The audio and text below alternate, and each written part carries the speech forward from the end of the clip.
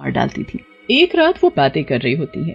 पहली चुड़ैल, जिसका नाम काली चुड़ैल होता है, वो दूसरी गोरी चुड़ैल से कहती है, बहन गोरी, कई दिन हो गए, मुझे तो पेट भर भोजन ही नहीं मिला।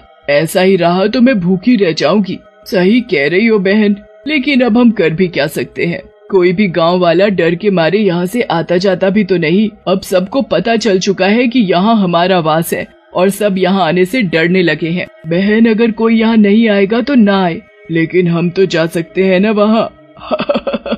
तभी बड़ी देर से शांत बैठी बड़ी चुड़ैल बोलती है, तुम दोनों शांत रहा करो। गांव में जाने की बात करती हो, तुम्हें पता नहीं है वहाँ तांत्रिक भी रहते हैं। कहीं हमारे हाथ से ये जंगल भी निकल जाए। तुम भी न बहन, कितनी डरपोक हो। अरे कुछ नहीं होगा, इन गांव वालों के बस का कुछ भी नहीं है। भला ये हमारा क्या बिगाड़ लेंगे। गोरी चुड़ैल भी काली चुड़ैल के समर्थन में बोलती है, सही कह रही हो बहन, इन गांव वालों के बस का कुछ भी नहीं है। ये हमारा कुछ भी नहीं बिगाड़ पाएंगे। उन दोनों की बात सुनकर बड़ी चुड़ैल बोलती है, देखो, तुम दोनों को जाना है तो जाओ, लेकिन मैं नहीं जाने वाली गांव के अंदर।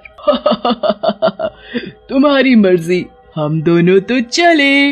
ऐसा कहकर गोरी और काली चुड़ैल गांव की तरफ चल पड़ती है। गांव के बाहर पहुंचने पर उन्हें गांव के अंदर खूब चहल पहल मिलती है और चारों तरफ लोग ही लोग होते हैं, जिन्हें देखकर दोनों चुड़ैलें खुश हो जाती हैं और आपस में बातें करने लगती हैं। अरे वाह, कितनी भीड़ है यहाँ इस गांव में। हमारा तो सालों तक खाने का इंतजाम हो गया।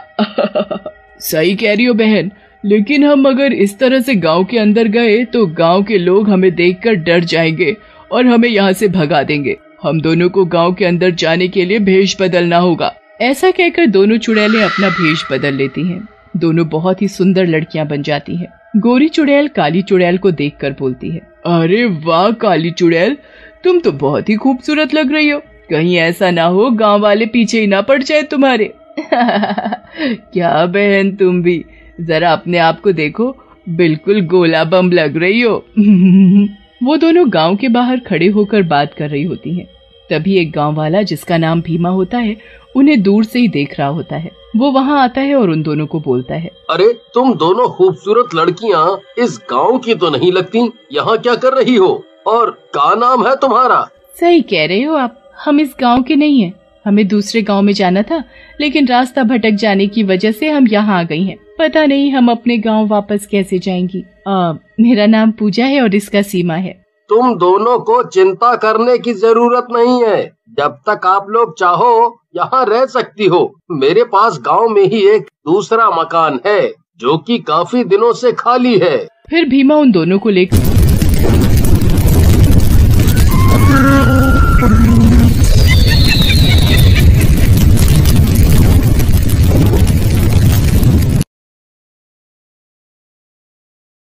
लेकर अपने घर चला जाता है। अगली सुबह गांव वालों को पूजा और सीमा दिखती हैं। गांव वाले उन दोनों को देखकर हैरान होते हैं और भीमा से पूछते हैं, अरे क्या हो भैया, ये दोनों लड़कियां तुम्हारी साली हैं का भीमा भैया? तभी दूसरा गांव वाला, जिसका नाम पप्पू होता है, बोलता है, अरे सुरेश भैया, तुम भी क्या बात बोल रहे हो? इस भीमा की इतनी खूबसूरत सालियां? भला ऐसा कहीं हो सकता है? भीमा की शक्ल तो देखो भला। उन दोनों की बात सुनकर भीमा को गुस्सा आ जाता है और वो बोलता है, तुम दोनों मनहूसों को बहुत मजाक सूझ रहा है। अगर मुझे गुस्सा आ गया ना तो तुम दोनों को मैं नहीं छोड़ूंगा। चलो उठ लो अब यहाँ से। भीमा को गुस्से में देखकर दोनों वहाँ से चले जाते हैं। रात होते ही दोनों चुड़ैलें अपने असली रूप में आ जाती हैं और शिकार की तलाश में निकल जाती हैं। तभी उनको वहाँ एक गाँव वाला दिखता है। अरे वाह, मजा आ गया।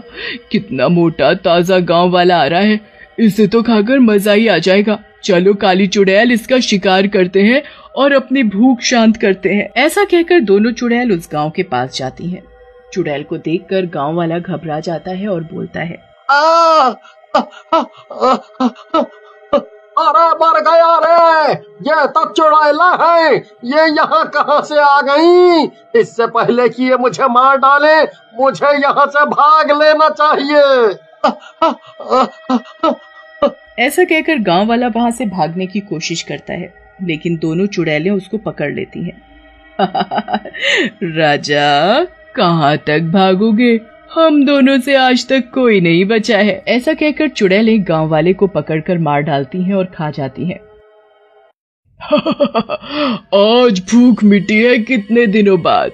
अगले दिन गांव वालों को उस गांव वाले की लाश मिलती है। गांव वाले उसकी लाश को देखकर घबरा जाते हैं। तभी भीमा वहां आता है और लाश को देखकर बोलता है, अरे ये तो दिनेश है, लेकिन इसको इस बुरी तरह से किसने मारा? कहीं कोई जानवर तो नहीं आ गया? भीमा भैया, हमको यह किसी जानवर का काम नहीं लगता, हमको तो ये किसी चुड़ैल का काम लगा था। हाँ, तुम कुछ भी बोलते हो पप्पू, कोई चुड़ैल वुड़ैल नहीं होती, समझे? फिर गांव वाले मिलकर दिनेश की लाश का अंतिम संस्कार कर देते हैं। उसके बाद तो अक्सर गांव वालों को किसी न किसी की लाश मिलती, जिसकी वजह से गांव वाले भी परेशान हो जाते हैं। एक रात गोरी और काली चुड़ैल शिकार की तलाश में जा रही होती हैं। तभी वहां पर बड़ी चुड़ैल आ जाती है और बोलती है, अरे कैसी हो तुम दोनों? काफी अच्छी और मोटी दिख रही हो। बड़ी चुड़ैल वो तो है, काफी गांव वाले खा लिए हमने, हमारी तो हर रात पार्टी हो रही। सही कह रही है गोरी चुड़ैल। वो इंसान कौन सा गाना सुनते हैं? अभी तो पार्टी शुरू हुई है। अभी तो पार्टी शुरू हुई है। उन दोनों की बात सुनकर बड़ी चुड़ैल बोलती है, तुम दोनों का आतंक बहुत बढ़ गया है, अब थोड़ा शांत रहो, नहीं तो ये इंसान तुम लोगों को मार डालेंगे। बड़ी चुड़ैल की बात सुनकर गोरी और काली चुड़ैल जोर जोर से हंसने लगती है। हमारी चिंता मत करो बड़ी चुड़ैल, इंसानों की हिम्मत नहीं है हमें मारे, वो हमारा कुछ नहीं बिगाड़ पाएंगे, लेकिन मुझे लगता है तुम हमारी किस्मत से जल रही हो। भला मैं क्यों तुमसे जलने लगी?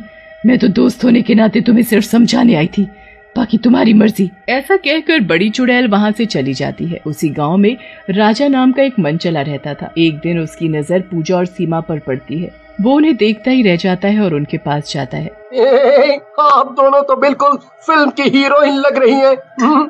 इससे पहले आपको यहाँ नहीं देखा। हम दोनों पास के गांव से आई हैं। कुछ दिन यहीं रुकेंगी भीमा जी के घर। ऐसा कहकर पूजा और सीमा वहाँ से चली जाती हैं। मर गया रे, कितनी खूबसूरत है ये, बिल्कुल रसमलाई लग रही है। आज ही रात मैं इनके घर जाता हूँ और इनसे अपने दिल की बात करता हूँ।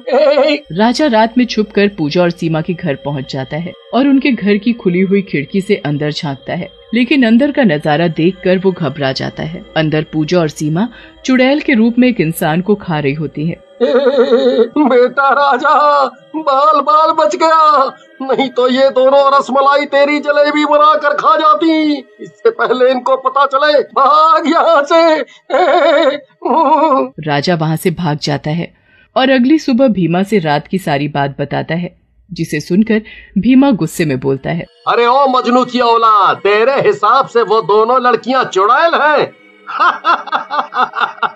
मुझे पता है तेरी गंदी नजर का, हाथ नहीं आई तो कुछ भी बोलेगा। नहीं नहीं भैया, मैं सही बोल रहा हूँ, वो दोनों सच में चुड़ैल हैं, मैंने अपनी आँखों से देखा है। अगर आपको विश्वास नहीं होता तो रात में आज आप चलकर खुद देख लो। तभी वहाँ और गांव वाले आ जाते हैं और पप्पू बोलता है, अरे भीमा भैया, अगर ये ऐसा बोल रहा है तो आज चलकर देख लेते हैं, रात होने में समय ही कितना है। फिर गांव वाले रात होते ही पूजा और सीमा के घर की तरफ जाते हैं। वहाँ सीमा और पूजा चुड़ैल के रूप में इंसान का मांस खा रहे होते हैं। तभी शोर सुनकर वो बाहर आ जाती है। भीमा गुस्से में बोलता है, ओह, तो तुम दोनों चुड़ैल हो दुष्ट लड़कियों, तुमने मेरे विश्वास को तोड़ा है। कौन हो तुम दोनों? मैं तुम दोनों को यहाँ से नहीं जाने दूंगा। कौन सा विश्वास? चुड़ैलों पर कौन सा विश्वास, मूर्ख आदमी। तभी वहाँ खड़ी गोरी चुड़ैल बोलती है, आज तो काली बहन इतना सारा खाना एक साथ ही आ गया, मजा ही आ जाएगा। ऐसा बोलकर काली और गोरी चुड़ैल गांव वालों की तरफ बढ़ती है, लेकिन तभी वहाँ पुजारी जी आ जाते हैं। दुष्ट चुड़ैलों, हम तो ये किसी जानवर का काम समझ रहे थे, नहीं तो तुम्हें तो पहले ही सबक सिखा देते। ऐसा कहकर पुजारी चुड़ैलों को एक बोतल में कैद कर देते हैं। इस बोतल को मंदिर के नीचे दबा दो ताकि कोई भी शैतान इनको यहाँ से ना निकाल पाए। गांव वाले वैसा ही करते हैं। उधर बड़ी चुड़ैल को जब इस बारे में पता चलता है तो वो बोलती है, इन दोनों को मैंने बोला था कि इंसानों से सीधा मुकाबला मत करो, लेकिन मेरी बात नहीं मानी। सच में लालच बहुत बुरी बला है।